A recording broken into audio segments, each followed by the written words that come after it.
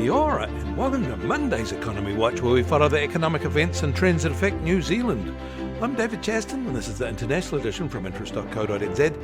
And today we lead with news. The US president has made ever more threats against Iran, now saying the US will blockade the Straits of Hormuz against friend and foe. The main losers will be the Gulf states that supported him. Iran probably foresees another taco playing out. It is all very juvenile, but it does mean disruption will continue and that inflation will stay higher for longer. But first, here in New Zealand in the week ahead, we'll get updated data about migration, retail sales via electronic cards, and CPI data about food and other selected items. We'll also get the PSI today and the March REINZ data later in the week. In Australia, the week will be about business confidence from the NAB survey and consumer confidence from the Westpac survey, as well as the March labour market results, with the economy expected to have added around 20,000 jobs in March, while their jobless rate is seen holding at 4.3%.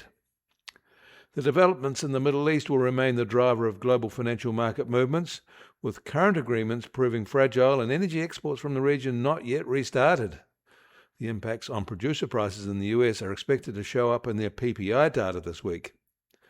In China, a heavy data calendar will provide investors with fresh insight into their economy's performance.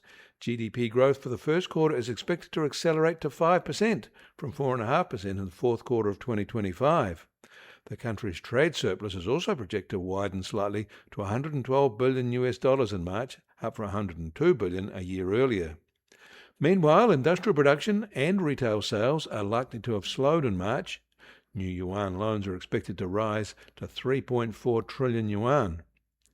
In Japan, it'll be about machinery orders. In India, about rising inflation. On Friday in the US, their CPI inflation rate jumped to 3.3% in March, about the expected rise. This is all due to fuel prices, especially petrol and diesel. Core inflation, which excludes this and food, also moved up, but more modestly, to a 2.7% rate. The Fed will be watching to see if this is transitory or building in. Still, US oil rig counts are not rising in response to these higher prices. Actually, they fell slightly. With US crude prices higher than the Middle East prices, those producers have decided the best strategy is do nothing and milk the benefits. So it'll be no surprise to know that the University of Michigan Sentiment Index plummeted in their latest survey to a historic low in early April, far below market expectations and last year's low level. Sentiment declined across all demographics, as well as every index component, emphasizing the broad-based drop. But it is also worth noting that this survey was taken before the ceasefire claims. Also, there was no growth in US factory orders in February from January, well before the Iran conflict. From a year ago, they were up 4%, most of that coming earlier in the year. And take a look at a link to a chart in our related story. It is the share price history for First Cash, an American pawn shop operator. They have more than 3,000 pawn stores in 29 US states, and business is booming. In Canada, their March labour market report showed little change, with overall employment rising a minor 14,000, holding at just over 21 million. There were also very few changes to either full-time or part-time employment, and the jobless rate stayed unchanged at 6.7% there. In Korea, their central bank kept its policy rate unchanged at 2.25%. They have an inflation rate of 2.2%, but expect this to rise in the current environment. China said its CPI inflation rate was 1% in March from a year ago, a smaller rise than expected and lower than February's 1.3%, which was a 3-year high. Food prices only rose 0.3% year-on-year, restrained by pork and fresh vegetables.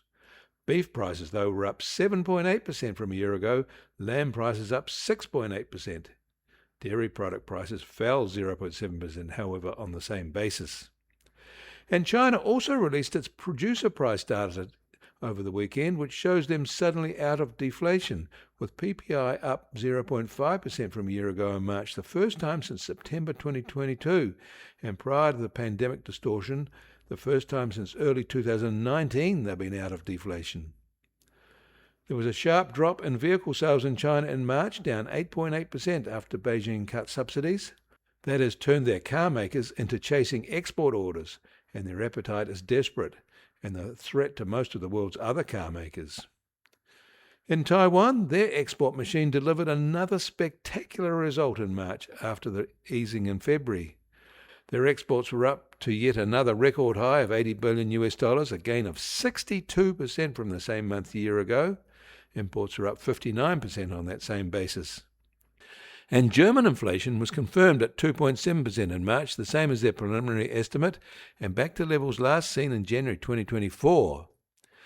In Hungary, early election results seem to favour the Tisza opposition against Viktor Orban's Fidesz party. But Orban controls much of the election apparatus, so it'll need to be an overwhelming result to defeat him. Turnout was reported to be high. With about a third of the votes counted so far, it seems to be 2-1 against Orban. In Australia, the recent Albanese trip to Singapore to source fuel, especially diesel, caps an effective open checkbook campaign to acquire what they need, with a virtual armada of ships due to arrive in Australia over the next few weeks. We count 56 ships in that wave, even some from the US. And it's also probably worth noting that China said it will ban exports of sulfuric acid, a move that will handicap copper mining among other industries, including the fertilizer industries. The copper price rose, and of course the sulfur price was already at a record high before that move. The urea price rose back to pandemic levels. To be clear, there is no formal Chinese announcement of this latest curb, only producers there telling clients that they've had instructions from Beijing to block supplies to them from May.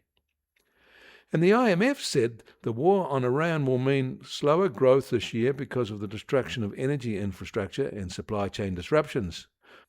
Not really news, but the analysis is compelling, and 2026 could be a write-off for any recovery.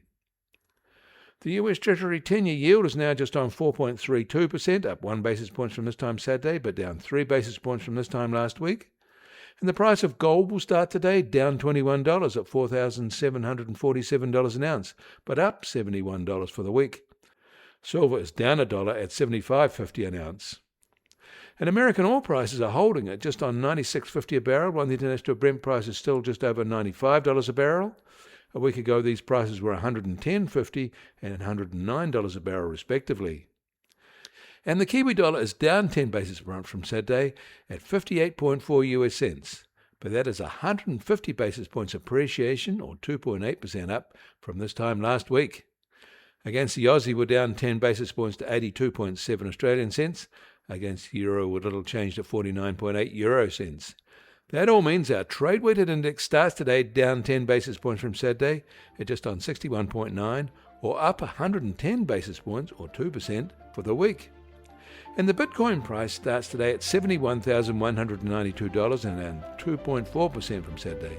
Volatility over the past 24 hours has been moderate, just on plus or minus 2.3%. You can get more news affecting the economy in New Zealand from interest.co.nz.